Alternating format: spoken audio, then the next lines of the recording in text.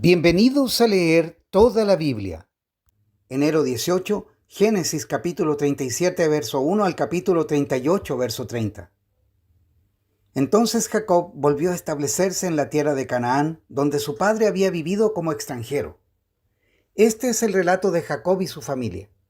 Cuando José tenía 17 años de edad, a menudo cuidaba los rebaños de su padre. Trabajaba para sus medio hermanos, los hijos de Bilha y Zilpa, dos de las esposas de su padre, así que le contaba a su padre acerca de las fechorías que hacían sus hermanos. Jacob amaba a José más que a sus otros hijos porque le había nacido en su vejez. Por eso, un día Jacob mandó hacer un regalo especial para José, una hermosa túnica. Pero, por el contrario, sus hermanos lo odiaban porque su padre lo amaba más que a ellos. No dirigían ni una sola palabra amable hacia José. Una noche tuvo un sueño y cuando se lo contó a sus hermanos, lo odiaron más que nunca. «Escuchen este sueño», les dijo. «Resulta que estábamos en el campo atando gavillas de grano. De repente, mi gavilla se levantó y las gavillas de ustedes se juntaron alrededor de la mía y se inclinaron ante ella». Sus hermanos respondieron: «¿Así que crees que serás nuestro rey, no es verdad? ¿De veras piensas que reinarás sobre nosotros?». Así que lo odiaron aún más debido a sus sueños y a la forma en que los contaba. Al poco tiempo José tuvo otro sueño y de nuevo se lo contó a sus hermanos. «Escuchen, tuve otro sueño», les dijo. «El sol, la luna y 11 estrellas se inclinaban ante mí». Esta vez le contó el sueño a su padre además de a sus hermanos, pero su padre lo reprendió. «¿Qué clase de sueño es ese?», le preguntó. «¿Acaso tu madre, tus hermanos y yo llegaremos a postrarnos delante de ti?». Sin embargo, mientras los hermanos de José tenían celos de él, su padre estaba intrigado por el significado de los sueños. Poco tiempo después, los hermanos de José fueron hasta Siquem para apacentar los rebaños de su padre. Cuando ya llevaban un buen tiempo allí, Jacob le dijo a José: «Tus hermanos están en Siquem apacentando las ovejas. Prepárate porque te enviaré a verlos». «Estoy listo para ir», respondió José. «Ve a ver cómo están tus hermanos y los rebaños», dijo Jacob. «Luego vuelve aquí y tráeme noticias de ellos». Así que Jacob despidió a José y él viajó hasta Siquem desde su casa en el valle de Hebrón. Cuando José llegó a Siquem, un hombre de esa zona lo encontró dando vueltas por el campo. «¿Qué buscas?», le preguntó. «Busco a mis hermanos», contestó José. «¿Sabe usted dónde están apacentando sus rebaños?». «Sí», le dijo el hombre. «Se han ido de aquí, pero les oí decir, vayamos a Dotán». Entonces José siguió a sus hermanos hasta Dotán y allí los encontró. Cuando los hermanos de José lo vieron acercarse, lo reconocieron desde lejos. Mientras llegaba, tramaron un plan para matarlo. «Aquí viene el soñador», dijeron. «Vamos, matémoslo y tirémoslo en una de esas cisternas. Podemos decirle a nuestro padre, un animal salvaje se lo comió. Entonces veremos en qué quedan sus sueños». Pero cuando Rubén oyó el plan, trató de salvar a José. «No lo matemos», dijo. «¿Para qué derramar sangre? Solo tirémoslo en esa cisterna vacía aquí en el desierto. Entonces morirá sin que le pongamos una mano encima». Rubén tenía pensado rescatar a José y devolverlo a su padre. Entonces, cuando llegó José, sus hermanos le quitaron la hermosa túnica que llevaba puesta. Después lo agarraron y lo tiraron en la cisterna. Resulta que la cisterna estaba vacía, no tenía nada de agua dentro. Luego, justo cuando se sentaron a comer, levantaron la vista y vieron a la distancia una caravana de camellos que venía acercándose. Era un grupo de mercaderes ismaelitas que transportaban goma de resina, bálsamo y resinas aromáticas desde Galaad hasta Egipto. Judá dijo a sus hermanos: «¿Qué ganaremos con matar a nuestro hermano?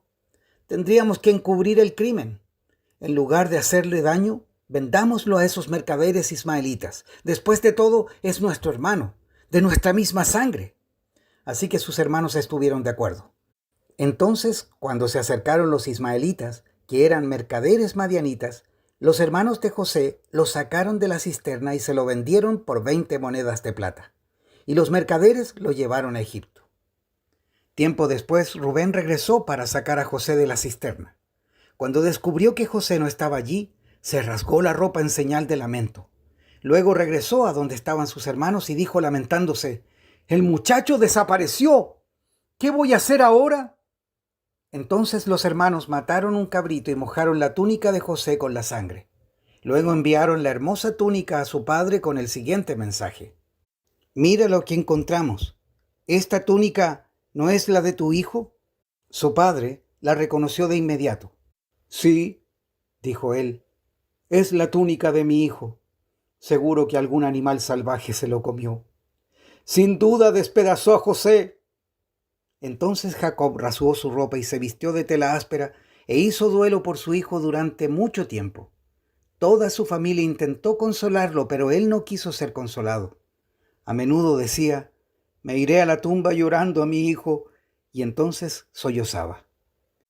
Mientras tanto, los mercaderes madianitas llegaron a Egipto y allí le vendieron a José a Potifar, quien era un oficial del faraón, rey de Egipto. Potifar era capitán de la guardia del palacio. En esos días, Judá dejó su casa y se fue a Adulam, donde se quedó con un hombre llamado Hira. Allí vio a una mujer cananea, la hija de Súa, y se casó con ella.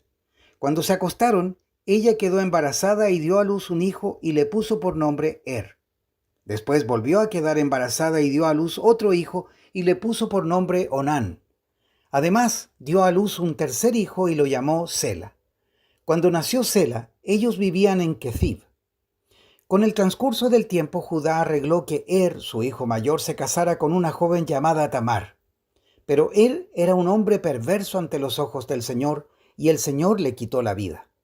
Entonces Judá dijo a Onán, hermano de «Cásate con Tamar, como nuestra ley exige al hermano de un hombre que haya muerto. Tú debes darle un heredero a tu hermano». Pero Onán no estaba dispuesto a tener un hijo que no fuera su propio heredero. Por eso, cada vez que tenía relaciones sexuales con la mujer de su hermano, derramaba el semen en el suelo. Eso evitaba que ella tuviera un hijo de su hermano. Así que el Señor consideró una maldad que Onán negara un hijo a su hermano muerto, y el Señor también le quitó la vida a Onán. Entonces Judá le dijo a Tamar, su nuera: «Vuelve a la casa de tus padres y permanece viuda hasta que mi hijo Sela tenga edad suficiente para casarse contigo». Pero en realidad, Judá no pensaba hacerlo porque temía que Sela también muriera, igual que sus dos hermanos. Entonces Tamar regresó a vivir a la casa de sus padres. Unos años después murió la esposa de Judá. Cumplido el período de luto, Judá y su amigo Hira el adulamita subieron a Timnat para supervisar la esquila de sus ovejas. Alguien le dijo a Tamar: «Mira, tu suegro sube a Timnat para esquilar sus ovejas». Tamar ya sabía que Sela había crecido, pero aún no se había arreglado nada para que ella se casara con él. Así que se quitó la ropa de viuda y se cubrió con un velo para disfrazarse. Luego se sentó junto al camino a la entrada de la aldea de Enaim, la cual está rumbo a Timnat. Judá la vio y creyó que era una prostituta porque ella tenía el rostro cubierto. Entonces se detuvo y le hizo una propuesta indecente. «Déjame tener sexo contigo», le dijo, sin darse cuenta de que era su propia nuera. «¿Cuánto me pagarás por tener sexo contigo?», preguntó Tamar. «Te enviaré un cabrito de mi rebaño», prometió Judá. «¿Pero qué me darás como garantía de que enviarás el cabrito?», preguntó ella. «¿Qué clase de garantía quieres?», respondió él. Ella contestó: «Déjame tu sello de identidad junto con su cordón y el bastón que llevas». Entonces Judá se los entregó. Después tuvo relaciones sexuales con ella y Tamar quedó embarazada. Luego ella regresó a su casa, se quitó el velo y se puso la ropa de viuda como de costumbre. Más tarde, Judá le pidió a su amigo Hira, el adulamita, que llevara el cabrito a la mujer y recogiera las cosas que le había dejado como garantía. Pero Hira no pudo encontrarla. Entonces preguntó a los hombres de ese lugar: «¿Dónde puedo encontrar a la prostituta del templo local que se sentaba junto al camino a la entrada de Enaim?» «Nunca hemos tenido una prostituta del templo aquí», contestaron ellos. Entonces Hira regresó a donde estaba Judá y le dijo: «No pude encontrarla por ninguna parte, y los hombres de la aldea afirman que nunca ha habido una prostituta del templo pagano en ese lugar». «Entonces deja que se quede con las cosas que le di», dijo Judá. «Envié el cabrito tal como acordamos, pero tú no pudiste encontrarla. Si regresamos a buscarla, seremos el hazmerreír del pueblo.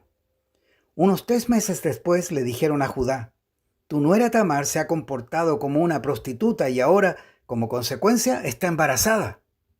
Sáquenla y quémenla, ordenó Judá. Pero cuando la sacaban para matarla, ella envió el siguiente mensaje a su suegro: el dueño de estas cosas fue quien me dejó embarazada. Fíjese bien, ¿de quién son este sello, este cordón y este bastón?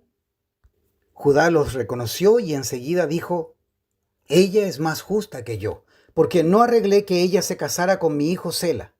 Y Judá nunca más volvió a acostarse con Tamar. Cuando llegó el tiempo de que Tamar diera a luz, se descubrió que esperaba gemelos.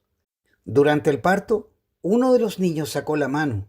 Entonces la partera le ató un hilo rojo en la muñeca y anunció: este salió primero. Pero luego el niño metió la mano de vuelta y salió primero su hermano. Entonces la partera exclamó: ¡vaya! ¿Cómo hiciste para abrirte brecha y salir primero? Y lo llamaron Fares. Luego nació el niño que llevaba el hilo rojo en la muñeca y lo llamaron Zara. Mateo capítulo 12 versos 22 al 45. Luego le llevaron a Jesús un hombre ciego y mudo que estaba poseído por un demonio. Jesús sanó al hombre para que pudiera hablar y ver. La multitud quedó llena de asombro y preguntaba: ¿será posible que Jesús sea el hijo de David, el Mesías? Pero cuando los fariseos oyeron del milagro, dijeron: con razón puede expulsar demonios. Él recibe su poder de Satanás, el príncipe de los demonios. Jesús conocía sus pensamientos y les contestó: todo reino dividido por una guerra civil está condenado al fracaso. Una ciudad o una familia dividida por peleas se desintegrará. Si Satanás expulsa a Satanás, está dividido y pelea contra sí mismo. Su propio reino no sobrevivirá. Entonces, si mi poder proviene de Satanás, ¿qué me dicen de sus propios exorcistas, quienes también expulsan demonios? Así que ellos los condenarán a ustedes por lo que acaban de decir. Sin embargo, si yo expulso a los demonios por el Espíritu de Dios, entonces el reino de Dios ha llegado y está entre ustedes.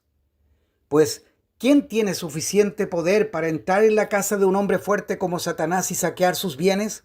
Solo alguien aún más fuerte, alguien que pudiera atarlo y después saquear su casa. El que no está conmigo, a mí se opone, y el que no trabaja conmigo en realidad trabaja en mi contra. Por eso les digo, cualquier pecado y blasfemia pueden ser perdonados, excepto la blasfemia contra el Espíritu Santo, que jamás será perdonada. El que hable en contra del Hijo del Hombre puede ser perdonado, pero el que hable contra el Espíritu Santo jamás será perdonado, ya sea en este mundo o en el que vendrá. A un árbol se le identifica por su fruto. Si el árbol es bueno, su fruto será bueno. Si el árbol es malo, su fruto será malo. Camada de víboras, ¿cómo podrían hombres malvados como ustedes hablar de lo que es bueno y correcto? Pues lo que está en el corazón determina lo que uno dice. Una persona buena produce cosas buenas del tesoro de su buen corazón, y una persona mala produce cosas malas del tesoro de su mal corazón. Les digo lo siguiente: el día del juicio tendrán que dar cuenta de toda palabra inútil que hayan dicho. Las palabras que digas te absolverán o te condenarán. Un día, algunos maestros de la ley religiosa y algunos fariseos se acercaron a Jesús y le dijeron: Maestro, queremos que nos muestres alguna señal milagrosa para probar tu autoridad.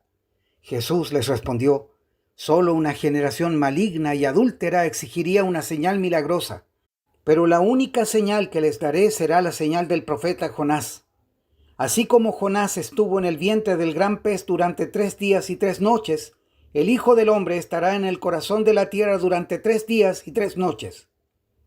El día del juicio, los habitantes de Nínive se levantarán contra esta generación y la condenarán, porque ellos se arrepintieron de sus pecados al escuchar la predicación de Jonás. Ahora, alguien superior a Jonás está aquí, pero ustedes se niegan a arrepentirse. La reina de Saba también se levantará contra esta generación el día del juicio y la condenará, porque vino de una tierra lejana para oír la sabiduría de Salomón. Ahora alguien superior a Salomón está aquí, pero ustedes se niegan a escuchar. Cuando un espíritu maligno sale de una persona, va al desierto en busca de descanso, pero no lo encuentra. Entonces dice: volveré a la persona de la cual salí, de modo que regresa y encuentra su antigua casa vacía, barrida y en orden. Entonces el espíritu busca a otros 7 espíritus más malignos que él, y todos entran en la persona y viven allí. Y entonces esa persona queda peor que antes. Eso es lo que le ocurrirá a esta generación maligna. Salmos 16, versos 1 al 11. Manténme a salvo, oh Dios, porque a ti he acudido en busca de refugio. Le dije al Señor, tú eres mi dueño. Todo lo bueno que tengo proviene de ti. Los justos de la tierra son mis verdaderos héroes. Ellos son mi deleite. A quienes andan detrás de otros dioses se les multiplican los problemas. No participaré en sus sacrificios de sangre, ni siquiera mencionaré los nombres de sus dioses. Señor, solo tú eres mi herencia, mi copa de bendición. Tú proteges todo lo que me pertenece. La tierra que me has dado es agradable. ¡Qué maravillosa herencia! Bendeciré al Señor que me guía. Aún de noche mi corazón me enseña. Sé que el Señor siempre está conmigo. No seré sacudido porque Él está aquí a mi lado. Con razón mi corazón está contento y yo me alegro. Mi cuerpo descansa seguro, porque tú no dejarás mi alma entre los muertos, ni permitirás que tu santo se pudra en la tumba.